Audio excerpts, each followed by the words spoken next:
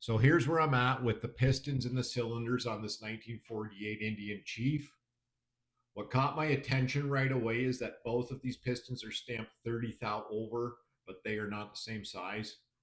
On the surface, that sounds simple enough.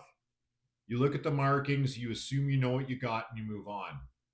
But once I measured them, it became pretty obvious quickly that something wasn't right. These two pistons are not the same size. There's roughly 10 thou difference between them, and even though they're both marked 30 over. So that's not something that you run into very often, and it's definitely not something you want to ignore. If a person just cleaned these up, looked at the stamp on top, and ordered the parts based on that alone, you'd be going in the wrong direction right from the start. So this is one of those situations where the markings on the part are only the beginning. They're not the final answer. Once I checked them properly with the micrometer, what I'm actually seeing is that one piston measures closer to a 10 thou over and the other is closer to about a 20 thou over. So even though they're both stamped 30, they are not a matching pair and they're not what the stamp says. When you find something like this, you stop, you don't assume, you don't push ahead, you measure everything and figure out what you actually have. That's really the point of the teardown on an old engine like this. You're not just taking it apart for the sake of taking it apart. You're actually verifying the parts, checking previous machine work, and you're looking for those mismatches. Trying to make some decisions based on what's actually in front of you instead of what somebody else thought they did years ago. So, after finding this discrepancy in the piston, my next step was to actually check the cylinders. I had the bore gauge set up already, so I went ahead and measured the bores to see what story they were going to tell. And what I found there was interesting as well. The cylinders appeared to have been bored to around a 30 thou over size, but not fully. So it's not, now I'm dealing with a combination that doesn't really make sense as a finished setup.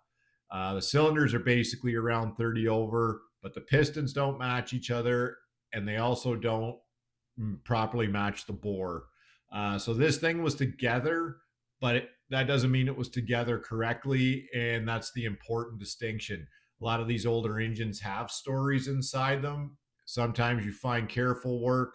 Sometimes you find wear that just didn't happen over time. Sometimes you find a collection of parts that were just put together out of necessity, availability, or whatever somebody might have had laying around at the time. And that may be what happened here. I can't say for certain exactly why these pistons are both stamped 30 over when they are clearly do not measure that way.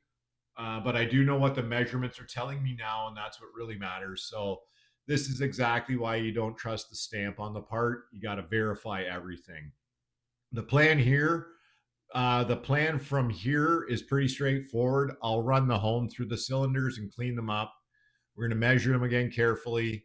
That'll tell me whether I can finish them to a 30 thou over properly or whether I'm going to need to go one more step and go all the way up to the 40 thou. So either way, the important thing here is that the pistons and cylinders are going to match correctly when this thing goes back together. And that part is not going to be left to guesswork. So I'm also working through the rest of the teardown as I go, building the list of what this engine is going to need and checking in a few other areas and make the parts list. So that's really how a job like this has to be approached and goes. It's just like one measurement at a time, one decision at a time, no assumptions. And that's where we are right now with this one. Pistons told one story, the cylinders told another. Now it's just a matter of cleaning it up, got it measured properly, and then fit the right parts to it. We'll keep moving cleanly through it and see what the rest of the teardown brings.